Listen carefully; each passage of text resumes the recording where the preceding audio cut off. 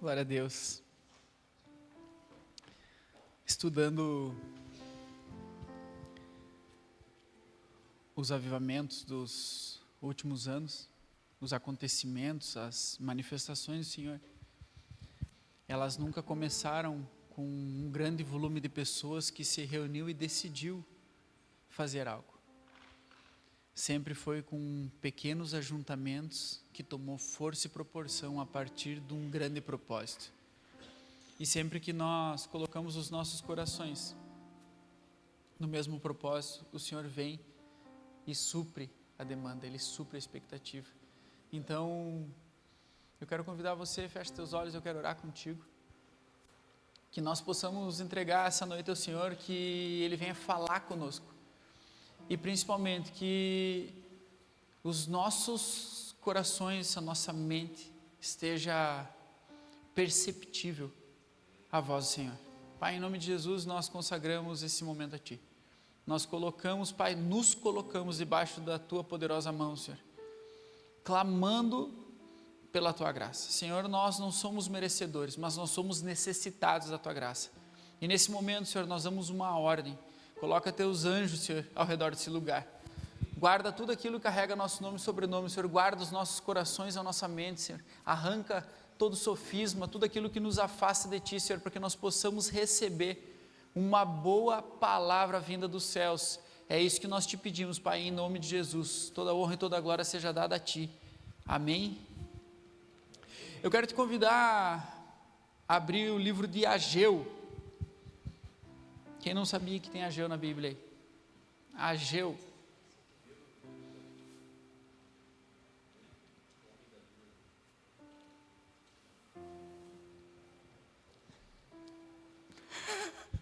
A gente fica aqui em cima e fica vendo o Josiel resmungar, né? O tempo todo. Quem achou Ageu diz amém. Então vamos lá. Vai ter Ageu na tela, né? Com certeza. Ageu 1, capítulo 1, versículo 1. Então vamos lá. Em 29 de agosto do segundo ano do reinado do rei Dário, o Senhor transmitiu esta mensagem por meio do profeta Ageu ao governador de Judá, Zorobabel, filho de Salatiel, e ao sumo sacerdote Josué, filho de Josadaque. E assim diz o Senhor dos exércitos: este povo diz: ainda não chegou a hora de reconstruir a casa do Senhor. Então o Senhor enviou uma mensagem por meio do profeta Ageu: porque vocês vivem em casas luxuosas, enquanto a minha casa continua em ruínas. Assim diz o Senhor dos exércitos: vejam o que tem acontecido com vocês. Plantam muito, mas colhem pouco. Comem e não se saciam. Bebem, mas ainda têm sede. Vestem-se, mas não se aquecem. Seus salários desaparecem como se vocês colocassem em bolsos furados. Assim diz o Senhor dos exércitos: vejam o que tem acontecido com vocês. Agora subam as colinas, tragam madeira, reconstruam a minha casa, então eu me alegrarei nela e serei honrado, diz o Senhor. Vocês esperam colheitas fartas, mas elas sempre foram escassas. E quando trouxeram esse pouco para casa, eu fiz desaparecer como um sopro. Por quê? Porque a minha casa continua em ruínas, diz o Senhor dos exércitos, enquanto vocês estão ocupados em construir as suas casas. É por causa de vocês que os céus retêm o orvalho e a terra não produz colheitas. Enviei uma seca sobre os seus campos e sobre as colinas, uma seca que fará murchar o trigo, as uvas, as azeitonas e todas as suas plantações, que fará vocês e seus animais passarem fome e destruirá tudo o que vocês trabalham para conseguir. Até aqui. Vocês entenderam esse texto ou não? Ageu foi um profeta levantado pós-exílio babilônico. O povo ficou por 70 anos retido no exílio na Babilônia. E quando ele volta à sua terra natal, eles tinham iniciado uma grande obra, que era o templo de Salomão, o templo, né? O grande templo. E quando eles chegam nesse local, eles encontram esse templo totalmente destruído. E o Senhor dá um aviso através da vida de Ageu. Ele levanta um homem que se posiciona e que principalmente posiciona o povo. Ele diz: eu quero que vocês restaurem a minha casa. Mas o povo acaba, por uma série de fatores, negligenciando as coisas de Deus. E aí Deus vem, chama o profeta e diz: assim diz o Senhor dos Exércitos, vocês entenderam que vocês fazem muito, mas não são recompensados pelo aquilo que fazem, porque vocês estão negligenciando aquilo que é o mais importante. Eu vejo nos dias de hoje homens e mulheres muito preocupados sim com a sua saúde, com o seu corpo, com as finanças, com uma série de coisas. Isso é bênção, gente. Eu não estou tirando o mérito disso. Mas existem, na ordem de importância, existem também uma ordem de prioridades. E é isso que Deus está ensinando a Ageu, ensinando ao povo através de Ageu. Não é que nós possamos negligenciar algumas coisas porque nós estamos dando foco a outras. O Senhor estava dizendo: vocês não entenderam, existem coisas que são prioridades. Enquanto vocês estão construindo as suas casas luxuosas, o meu templo, o lugar de adoração, o lugar aonde vocês precisam estar para se encontrar com Deus. E lembrem, isso aconteceu no Antigo Testamento. Então o Espírito Santo, ele não habitava sobre cada um. O Espírito Santo, ele precisava de um local para ser manifesto através de alguns homens que direcionariam o povo. Só que eu creio que aquele povo pós-exílio chegou com uma cultura impregnada em sua mente. Eles já tinham visto aquele templo brilhante, com muito ouro, com muita prata, com muita madeira. Eles já tinham visto isso. E agora eles chegam, olham aquela obra e pensam: eu vou ter que começar de novo. Eu vou ter que começar de novo.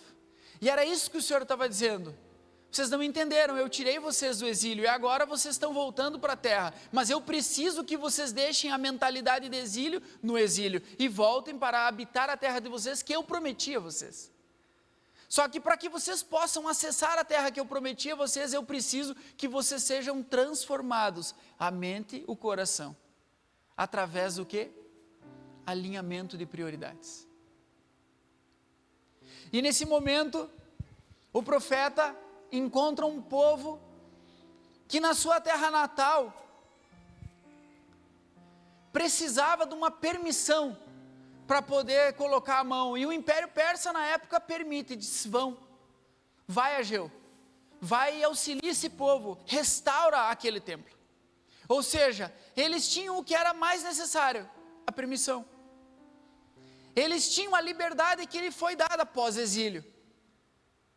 E quando a liberdade alcançou aquele povo, o povo usou da liberdade da forma que ele bem entendeu.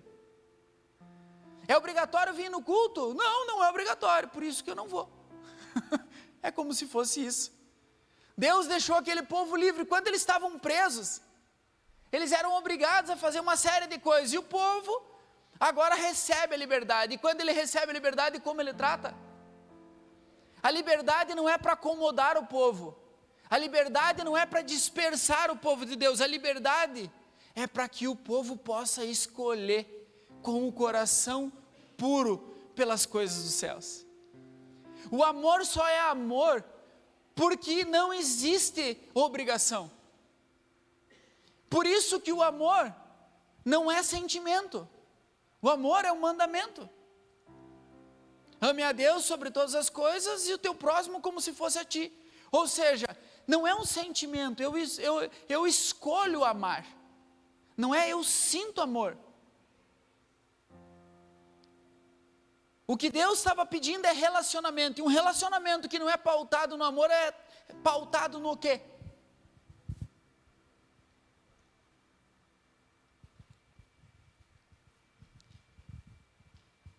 Aquele povo estava transicionando de uma cidade para outra, de uma cultura para outra, como se tivesse pego 2 baianos e tivesse largado aqui na Serra Gaúcha, mais ou menos assim.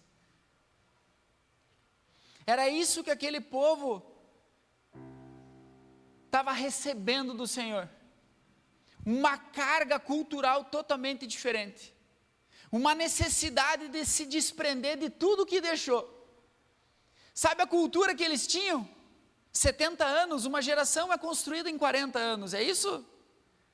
A Bíblia relata que cada geração é 40 anos. Nós tínhamos quase 2 gerações, ou seja, você estabelece novos padrões dentro de casa, você estabelece novos padrões numa cidade, padrões culturais, padrões de cuidado, de prioridades, tudo isso é estabelecido num tempo de 70 anos. E agora eles chegam à terra que eles foram chamados, e aquele povo, como se tivesse frustrado, no coração deles não há interesse, não há um desejo verdadeiro, genuíno, em reconstruir, é como se eles não acreditassem. O primeiro deles era a questão de eles darem mais valor às suas próprias casas e construir algo para si do que construir para Deus. Segundo deles, a última vez que eles tiveram naquele templo reconstruído, eles foram atacados e aquele templo foi destruído. Eles de repente, esse povo, de repente nem estava lá quando foi destruído. Pode ser que seja a última geração, mas aí você imagine sentado tomando mate, primeira carta de Rodrigo aos, eles tomando mate, conversando e dizendo assim: pai, conta aquela história daquela vez que vocês estavam edificando o templo e vocês foram atacados e tudo foi destruído. E o pai contando: meu Deus, como foi sério aquela vez, como foi difícil, como foi sacrificial o tempo que nós passamos naquele lugar. E agora o povo se depara nesse mesmo lugar. Qual é a memória que eles tinham daquilo? Nós vamos ter que se sacrificar absurdamente, para que no fim alguém venha e nos tome, e nos roube, assim como aconteceu com os nossos pais. Eu não sei se Deus está falando contigo nessa noite, mas se você não entender que isso aqui é só uma historinha, mas que é o Espírito Santo dizendo para ti, que não precisa ser da mesma forma, e você crê genuinamente no teu coração, abra os olhos do teu entendimento, para que a palavra do Senhor penetre nessa noite no teu coração. Você não precisa fazer da forma que aconteceu com os teus pais. As histórias que tu ouviu sobre família, as histórias que você ouviu sobre finanças, as histórias que tu ouviu sobre ir para uma nova terra, não precisam ter o mesmo desfecho que houve com os teus pais, porque Deus nos deu uma promessa, e se nós confiarmos na promessa e caminharmos com a prioridade das coisas que Deus tem nos trazido junto com a promessa, por que Ele nos deixaria só? Então é noite que o Senhor está nos chamando para que nós venhamos a confiar. É uma noite onde é necessário acender novamente a gratidão, olhando que até aqui o Senhor tem feito muito, e confiar com uma fé insana naquilo que o Senhor pode fazer, somente pela minha obediência, que muitas vezes sem entender, se necessário mexer nos escombros, sem entendimento, mas confiando que aquele que nos enviou é fiel para cumprir tudo aquilo que Ele prometeu, amém?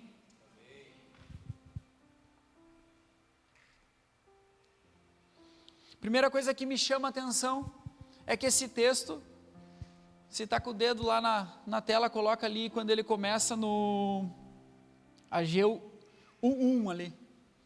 Ele começa dando data. Por que eu creio que foi tão específico a data? Porque eu creio que existem ciclos. E esses ciclos são marcados por algumas ações. E é necessário que nós estejamos sensíveis para que nós possamos entender quando a estação muda. Só que eu tenho certeza que se você estiver sensível quando a estação muda, essa data fica marcada. Não precisa de um evento especial, não, é quando acabar a Copa do Mundo. Não, não é quando iniciar as eleições, não, pode ser num culto como esse. Aonde o meu entendimento muda e as coisas todas entram num alinhamento de céus e terra, onde o Espírito Santo está dizendo, eu tenho certeza que as aflições desse tempo presente não se comparam com a glória que há de ser revelada. Mas esse povo tinha sido alimentado por histórias tristes. Esse povo, de repente, nem mais acreditava que era possível restaurar um templo tão lindo.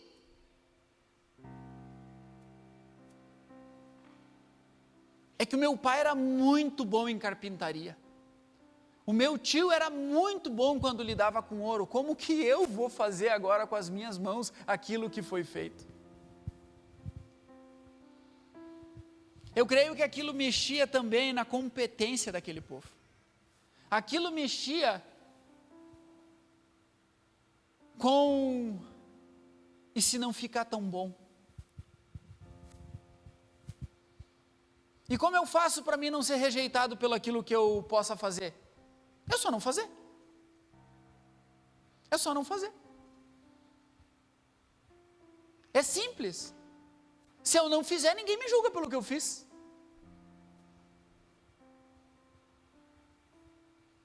Só que isso não é uma verdade, isso é uma grande mentira que Satanás botou no nosso coração. Tem uma palavra que tem saltado nos últimos dias, né, que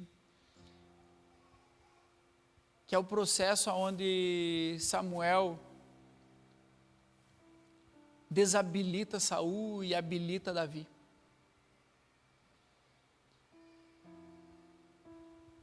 Quando o Senhor manda Saul exterminar o povo amalequita, Saul dá o seu bom jeitinho. Ele chega lá, mata todos os soldados, mas para separar de grandão, ele pega o rei e não mata, leva de escravo. Ele mata todos os bichos, mas as ovelhas bonitas e as vacas bonitas ele levou. Ele não matou, ele disse, não, vou levar embora. E Deus tem dito para Saul que era para ele não trazer despojo nenhum. Era para ele exterminar tudo aquilo que fazia parte do povo. E Samuel é obrigado a vir conversar com Saul e dizer para ele, Saul, o que está acontecendo, querido?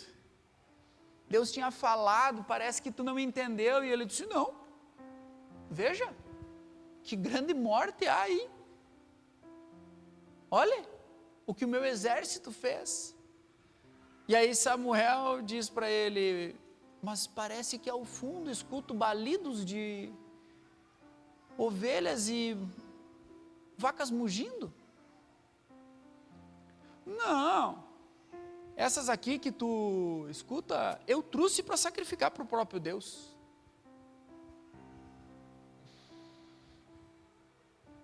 Então tu matou 100%? Sim, só o rei eu trouxe para ele ver como é bom.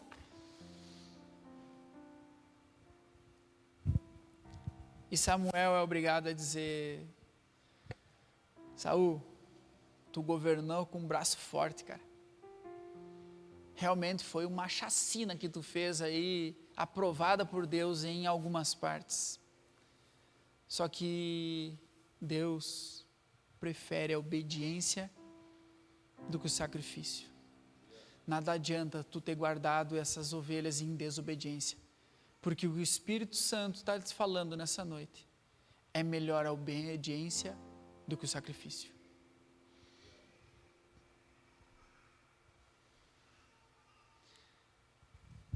Esse povo aqui deixou de congregar. Esse povo, ele chegou numa fase que eles caminharam uma linda jornada de 70 anos juntos, mas eles disseram: agora é meu final de semana de descanso. Agora é tempo de a gente aproveitar e ficar um tempo em casa, só nós. A gente já fez muita coisa por Deus. A gente se criou dentro da igreja. A gente passou uma vida inteira ouvindo os cultos de domingo, escolinha dominical. A gente passou a vida inteira. A gente recebeu uma promessa há anos atrás. E agora ele estava dizendo: não, agora nós vamos dar um tempo. Nós queremos dar uma descansadinha. É isso que nós queremos. Eu tenho oportunidade de mudar de geografia, eu vou mudar também alguns hábitos.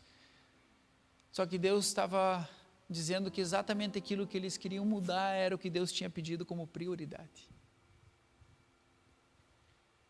E esse povo recebe em Ageu 1, versículo 6, esse povo recebe algo que não é uma sentença. Entendam, o povo não conseguiu se autoavaliar, o próprio Deus precisou dizer para eles, é como se ele estivesse dizendo: vocês não viram? Que vocês trabalham que nem uns malucos, e não conseguem receber nem aquilo que seria justo a vocês? Tendes semeado muito, mas recolhem pouco. O que Deus estava falando para o povo? Vocês não estão parando para pensar, vocês não estão conseguindo avaliar a dinâmica dos dias atuais, então eu vou trazer clareza para vocês. Vocês têm plantado muito, mas têm colhido pouco. Por quê? Pode passar. Mais um. O que ele diz ali no 7? Considerai o vosso passado. Volta no 7 ali, 1:7. Considerai o vosso passado. Vocês entendem por que eu não consigo acessar o futuro que me foi prometido? Porque o povo ainda considerava muito o passado que tinha enfrentado. E quando nós chegamos no Senhor, existe uma palavra que norteia isso. E quando a gente tem batismo, na ceia, a gente fala muito disso, né? Se está em Cristo, nova criatura é. As coisas velhas se passaram, e eis que tudo se fez novo. Esse texto é mais fácil de decorar do que viver. Esse texto é mais fácil de decorar do que viver. O crer realmente que as coisas velhas já se passaram e que a minha vida foi entregue na integralidade do meu ser ao Senhor, e que agora Ele pode fazer o que Ele bem quiser, demonstra um nível de entrega e de confiança que eu consegui nesse momento de rendição. Ou aquilo que aconteceu lá no fundo, dentro de uma piscina, foi um banho gelado com fotografia. E não um batismo. E muitos de nós, de repente, nessa noite, estamos pensando: será que eu não precisava me batizar de novo? Não na água, mas agora no Espírito, porque Nicodemos entendeu isso. Quem sabe o que nós estamos precisando não é uma terapia para relembrar o passado, mas um batismo do Espírito para acreditar no futuro. Ou será que eu vou ter que novamente passar pelo aquilo que os meus pais passaram, que os meus avós passaram, que o meu povo que veio, que foi preso, que não sei o quê, e eu fico contando aquelas historinhas. Porque se você sentar com teus parentes, e daqui uns dias, final de ano já, né? Vocês viram, né? O ano passou que ninguém viu. E daqui uns dias nós estamos sentados com os parentes no final de ano, e daí a gente começa a lembrar de tudo, as coisas que não deveria ter feito quando era piá, dos primos, e dos tios chato, e de quanta família sofreu. Lembra da avó? Nossa, que sofreu a nona. O pai, coitado, aquela vez que aconteceu. E nós temos uma mania desgraçada desgraçada de ficar relembrando e trazendo à memória coisas que não edificam. A Bíblia diz que existe um pecado, que não saia da sua boca palavras torpes. A palavra torpe e o novo crente tira rápido isso, é o palavrão. É só tirar o palavrão, não é? A palavra torpe traduzida, na origem dela, ali naquele texto, ele está falando toda palavra que não está alinhada com a palavra de Deus. E quando nós ficamos trazendo para nós maldição através das histórias que nós contamos sobre nós mesmos, nós estamos nos amaldiçoando através daquilo que nós falamos, porque nós não permitimos aquilo que Deus prometeu ser maior. E aí Jeremias diz, é necessário trazer à memória o que nos dá esperança. E a tua esperança está no quê? No teu passado? Então você conta só com a habilidade do teu braço. É a habilidade do teu braço que vai te levar ao lugar que Deus prometeu? Me diz se é. É claro que não é. Porque a habilidade do teu braço trouxe até aqui. Mas o povo estava sendo alertado ali. Vocês viram? Vocês fazem muito, mas colhem pouco.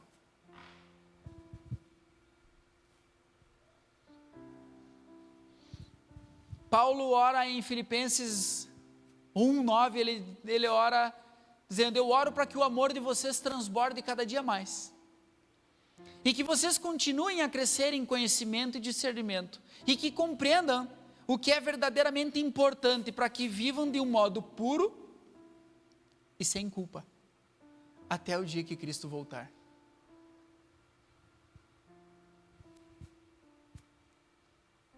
Até o dia que Cristo voltar, é mais um, é o 10 daí. 9, 10, até o dia da vinda de Cristo. Observem isso, o que Paulo está nos lembrando, ele está falando, essa carta de Filipenses é para uma igreja, ele está dizendo para a igreja, vocês entenderam que o povo é difícil mesmo, relacionamento é faísca, dá trabalho construir um lugar como esse, a salinha para as crianças, o lugar, mas um dia foi num lugar como esse que tu foi acolhido, amado, e por causa disso, é que de repente tu está aqui. E se isso não aconteceu lá atrás, quem sabe seja hoje o dia que tu está passando por isso. Agora, o ensino de Paulo estava dizendo, é necessário que vocês sejam compreensivos, e que vocês continuem a crescer no conhecimento e no discernimento, para que vocês possam conviver, gente, porque conviver é uma arte mesmo. Tem muita gente expert em muita coisa, mas pouca gente expert em convivência. Tu faz curso para tudo, só que só tem uma coisa que você não aprende comprando um cursinho por R$ 97,90 pelo Instagram, é se relacionar. Nós não estamos doentes financeiramente, nós estamos doentes nos relacionamentos. Não, a tua angústia maior não é o que tu vai deixar financeiramente para os teus filhos, é como emocionalmente eles vão passar pelos próximos dias. Esse tem sido o grande incômodo de toda a população. A população está endividada, isso é há anos, gente, e o pessoal até se acostumou, tem gente que se acostumou com esse troço aí. Tem gente que nem ansiedade não dá mais. Mas deixa você ser pai, deixa teu filho crescer um pouquinho mais, para você ver o nível de ansiedade que você até esquece da dívida, esquece do trabalho, que aquilo ali parece tão normal, que você vai entender que o que nós precisamos hoje gerar é crescimento e discernimento, para que em amor nós possamos aprender a conviver. Eu tenho certeza que o ensino de Ageu naquele tempo não era construir uma casa bonita. É lógico que aquilo precisava ser feito com excelência, porque quem que mandou fazer? Tu acha que Deus ia ter feito uma gambiarrinha? Se tinha ouro, se tinha prata, se tinha madeira, se tinha recurso, tu acha que Deus ia ter mandado puxar uma lona? Eu não sou contra nós puxar uma loninha se for para nós estar embaixo orando. Agora, se não tiver recurso, se tiver recurso, nós vamos fazer com o melhor que nós puder fazer. E naquele tempo tinha recurso. Ele não falou de recurso ali, ele disse que o povo não fez. É diferente disso. Eu tenho certeza que Deus não estava querendo uma casa bonita, Ele estava querendo um lugar para que o povo se reunisse para adorar. Era isso que Ele queria. Ele queria, através disso, que o povo construísse uma nova crença de possibilidades. Sim, é possível, se nós nos juntarmos, construir algo que agrade ao Senhor. Tenho certeza que se nós nos unirmos nós veremos os nossos filhos e os filhos dos nossos filhos trabalhando numa grande obra, porque a Bíblia diz que aqueles que trabalham para o Senhor nunca é em vão.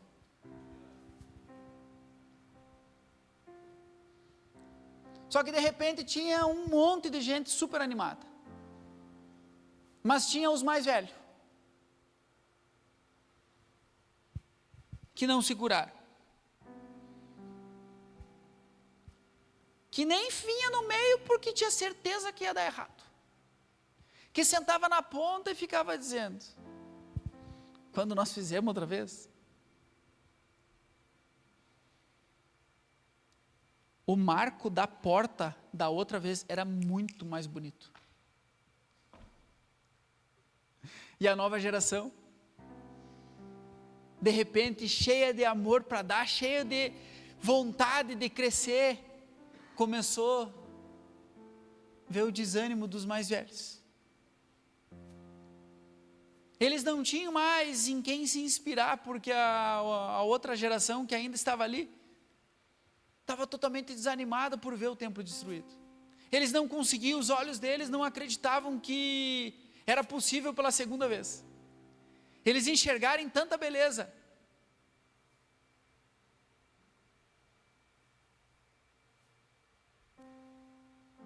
Quem sabe seja você esse velho essa noite, que só de pensar em recomeçar chega a dar só de pensar que vai dar muito trabalho para ver alguma coisa acontecer, chega a dar uma dor. Quem sabe seja contigo que o Senhor está falando.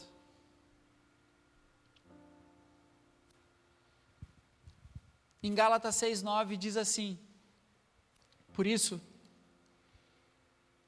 não nos cansemos de fazer o bem, porque no momento certo teremos uma colheita de bênçãos se nós não desistirmos. Vai chegar um tempo que nós teremos uma colheita de bênção.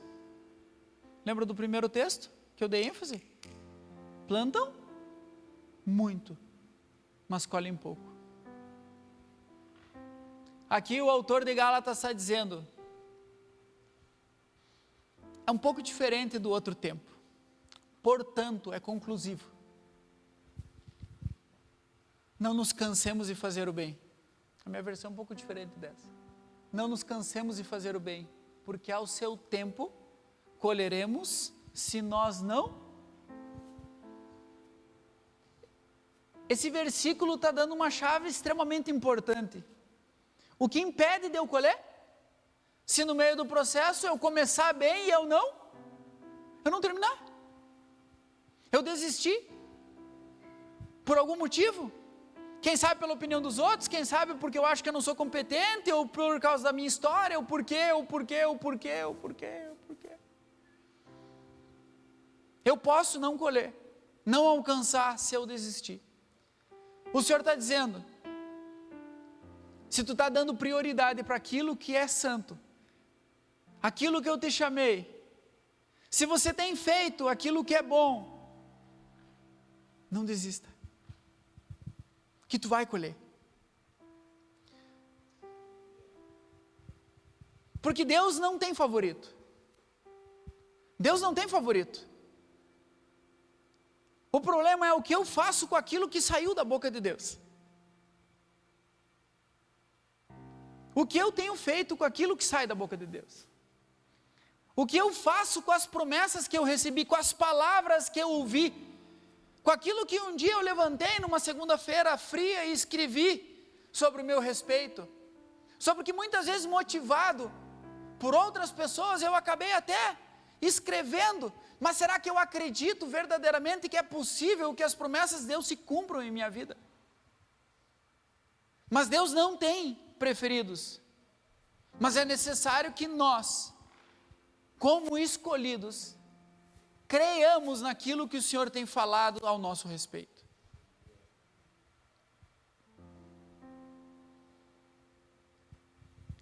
Em Eclesiastes, Salomão fala: assim como é impossível entender o caminho do vento, ou o mistério do crescimento do bebê no ventre de uma grávida, também é impossível entender as obras de Deus, que faz todas as coisas.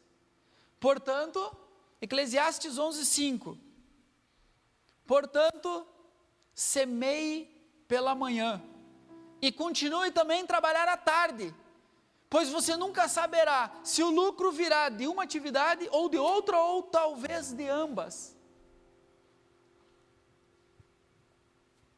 Salomão está dizendo, mesmo que muitas vezes eu não entenda, ou entenda parcialmente algo que Deus me falou e me mostrou,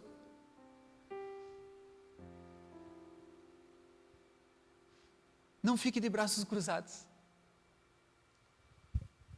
Vai, plante, continue, não desista, persevera, porque assim como eu não entendo a trajetória dos ventos, muito menos a ação do crescimento de um bebê no ventre de uma grávida, assim também são as coisas do Senhor. Ou seja, Deus não está procurando que você tenha entendimento total sobre aquilo que Ele tem falado. Deus está procurando alguém que obedece e que não desiste, alguém que obedece e persevera. Nós precisamos ser totalmente convictos e caminhar mesmo quando as coisas estão dizendo não. Nós precisamos olhar para aquilo que o Senhor nos falou e entender que não há ninguém maior do que aquele que nos prometeu. Não há anjos, não há potestades, não existe espada, não há nada vai nos separar do amor de Deus. E por que as promessas de Deus falhariam se Ele não é homem para que minta, nem filho do homem para que se arrependa?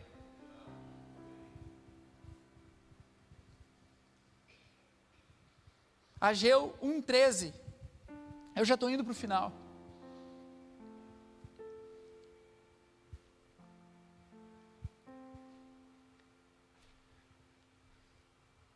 Nós reconhecemos alguns homens como o pastor, o profeta.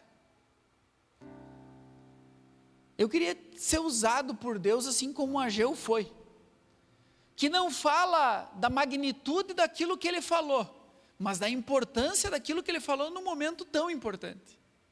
Olha como Deus reconhece ele. Então Ageu, o mensageiro do Senhor. Deus está dizendo, aquilo que saía da boca de Ageu fazia sentido.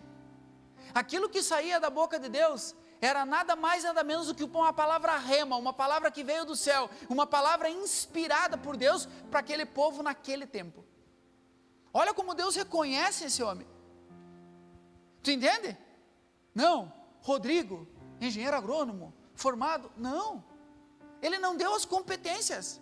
Ele não falou se Ageu era formado na Universidade de Göttingen, se ele tinha feito um pós-doctor em Harvard. O que ele fala sobre Ageu? Então Ageu, o mensageiro do Senhor. Aonde que eu busco esse diploma? Qual é a faculdade senão a faculdade da vida? Qual é o curso senão a prática do discernimento? Qual é o vestibular senão as provas que a gente passa a cada dia? Então Ageu, o mensageiro do Senhor, trouxe uma mensagem do Senhor para o povo. Ele era o mensageiro do Senhor, mas a mensagem era de quem? Do próprio Senhor. Não era um homem de Deus agindo porque tinha uma intuição. Era um homem de Deus trazendo ao povo uma mensagem do próprio Deus. E ele diz: eu estou com vocês. Ele não veio ali para dizer: vocês são uns pilantra, vocês são uns vagabundo, vocês são uns preguiçoso, mesmo que ele pudesse ter dito. O que Ageu diz para eles? Eu estou com vocês. E o Senhor deu ânimo ao governador de Zorobabel, filho de Sealtiel, o governador de Judá, de Josué, filho de Josadaque, o sumo sacerdote, de todo o remanescente do povo. E eles começaram agora a fazer o quê? A trabalhar no templo. Precisou um.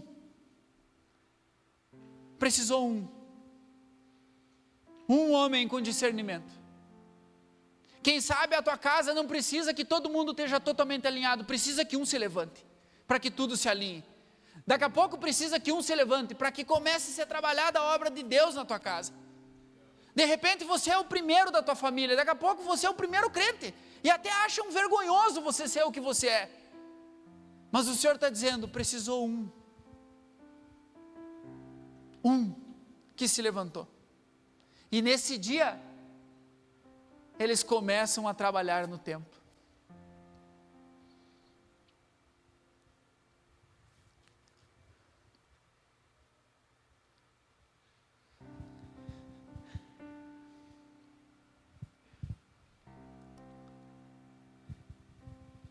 Isaías 43:19 diz, Isaías 43:19 diz: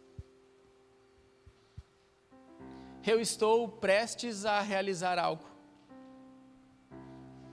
Vejam, vocês nem percebem.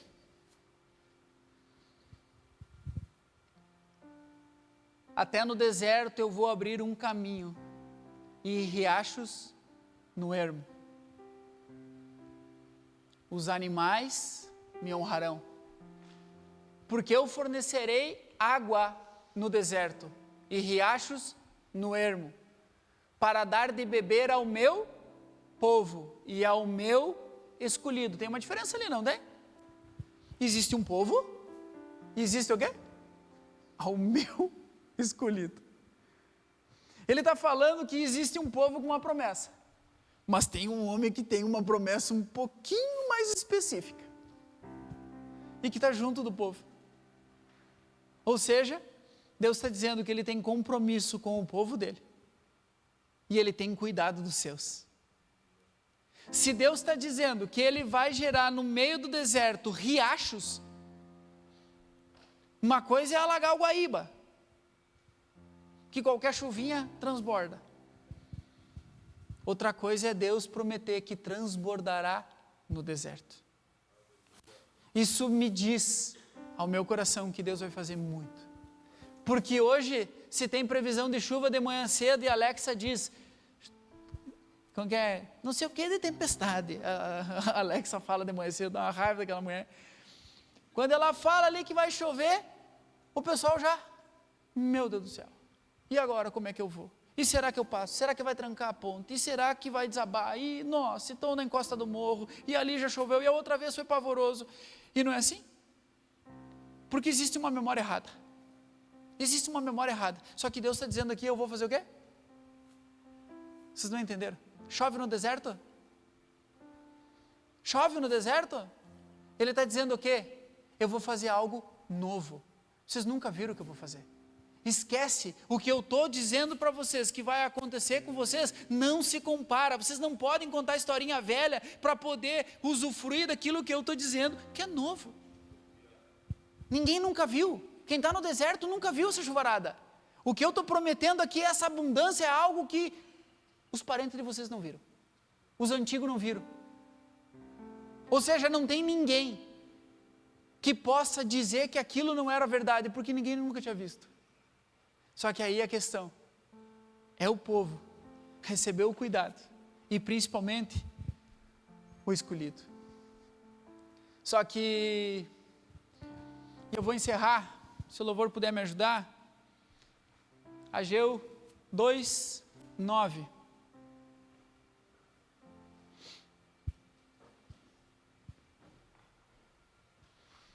Presta atenção. Ageu está falando.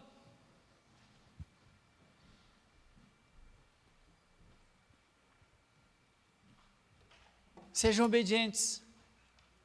Voltem a fazer aquilo que o Senhor nos chamou. Tá, mas por quê? Porque a glória da segunda vez será maior do que tudo aquilo que um dia vocês ouviram falar. A glória da segunda casa sempre será maior do que a primeira, porque lá na primeira casa eu não tinha o entendimento que eu tenho hoje, lá na primeira casa eu não tinha a maturidade do que eu tinha hoje. Sim, o Senhor pegou a tua história e construiu algumas coisas que fizeram você chegar até aqui, mas não foi para te matar, não foi para te frustrar, não foi para que você viesse até aqui sangrando. O Senhor está te sarando essa noite, para que você possa olhar lá para trás e saber que a promessa, a glória da segunda casa sempre será maior do que a primeira.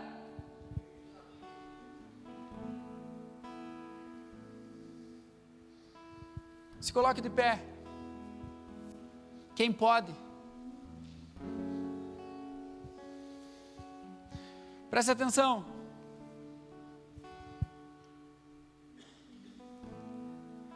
O Senhor nos dá uma oportunidade de gerar vida onde não tinha. Lembra? É abundância no deserto. Ele não disse que ele pegaria o Éden e transformaria em deserto.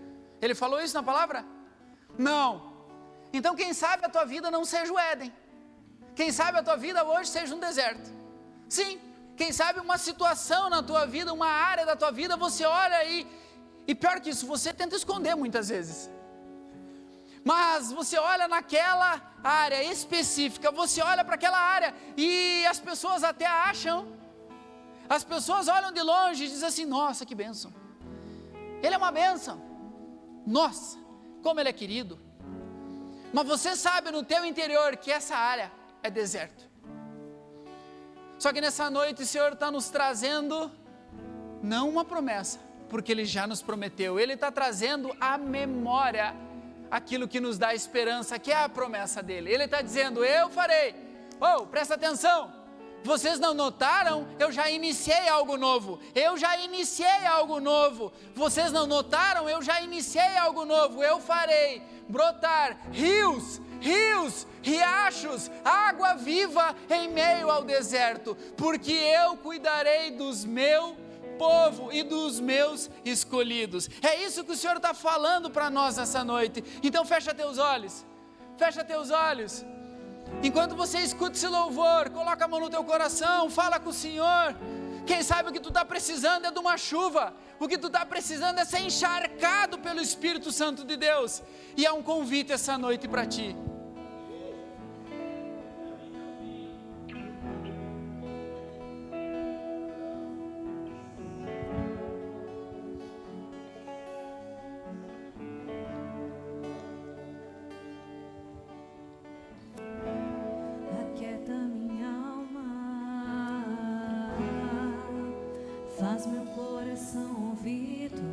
Vai se rendendo ao Senhor, vai falando com Ele. É um tempo de consciência, de botar a mão no coração e lembrar aquilo que tem te atormentado, aquela área que você não precisa falar para ninguém, mas o Senhor sabe que ali ainda é deserto. Entrega teu deserto essa noite ao Senhor, faz isso com todo temor. Esse é o momento teu, somente teu, é um momento individual, onde o Senhor está nos chamando no coletivo para que nós sejamos sarados no individual, que Ele está nos chamando ao público para ser sarado no nosso íntimo. Me chama pra perto, só assim eu não me sinto só.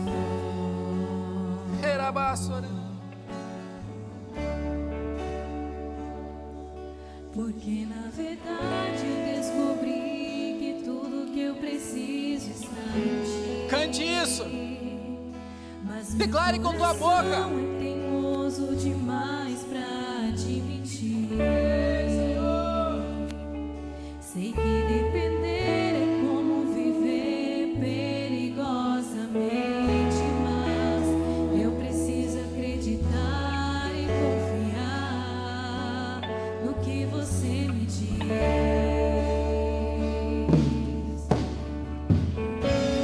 Aquieta minha alma,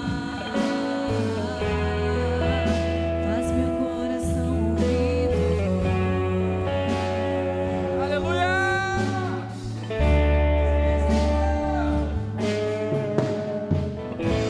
Me chama pra perto, sozinho eu não me sinto só.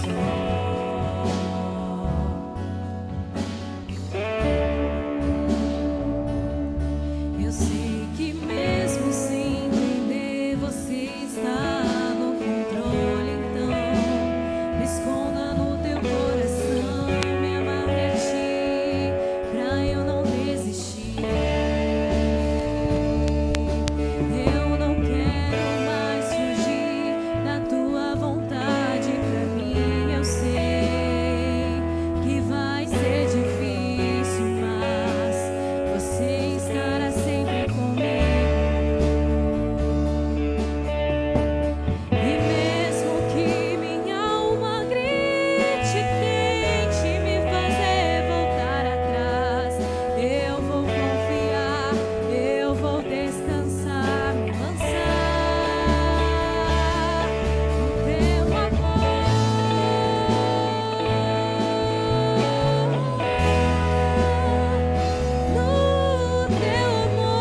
Senhor.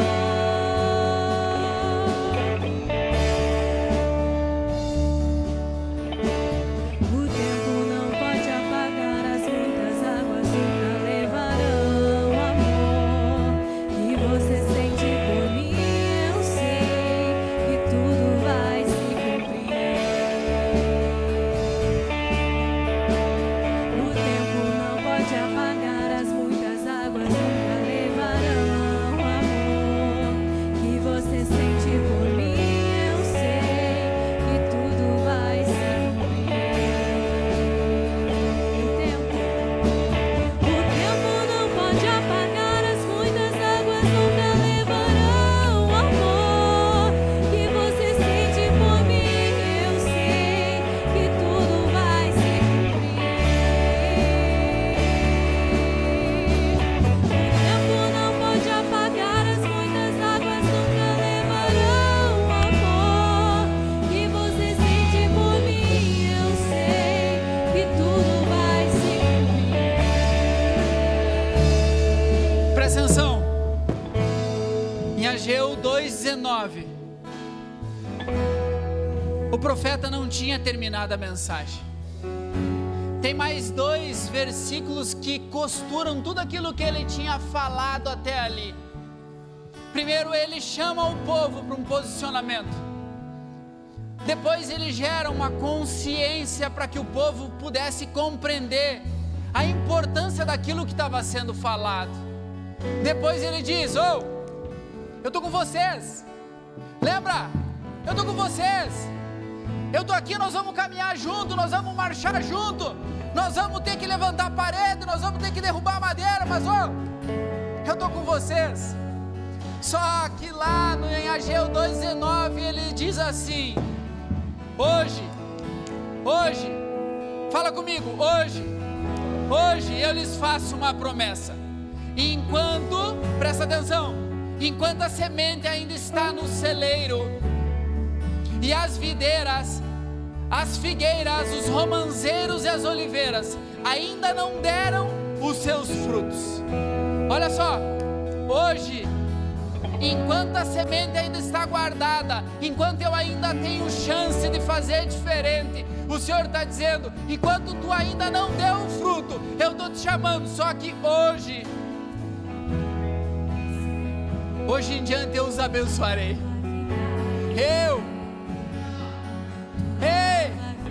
Hoje em diante eu os abençoarei. Quem crê nisso? Aleluia.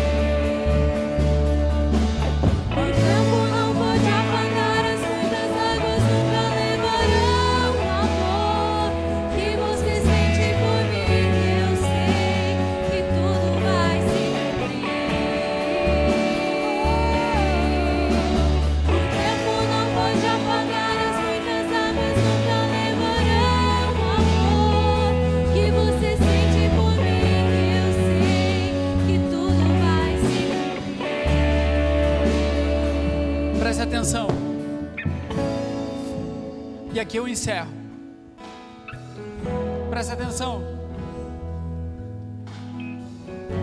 Ageu termina o seu livro, a carta que ele nos deixou como uma inspiração para esses dias. A sua mensagem, um homem de Deus com uma mensagem de Deus. Ele encerra no 2, versículo 22, e ele diz: naquele dia, diz o Senhor, eu honrarei você, meu servo, farei que você seja como um anel de selar em meu dedo, pois eu o escolhi. O Senhor, o Senhor do exército, falei. Eu, o Senhor do exército, falei. Você, meu servo, será como um anel de selar. As pessoas olharão sobre a tua vida e saberão que existe um Deus que promete e que cumpre. Eles olharão sobre a minha e sobre a tua vida e saberá que existe um Deus verdadeiro, um Deus que não é homem para que minta, nem filho do homem para que se arrependam, porque as promessas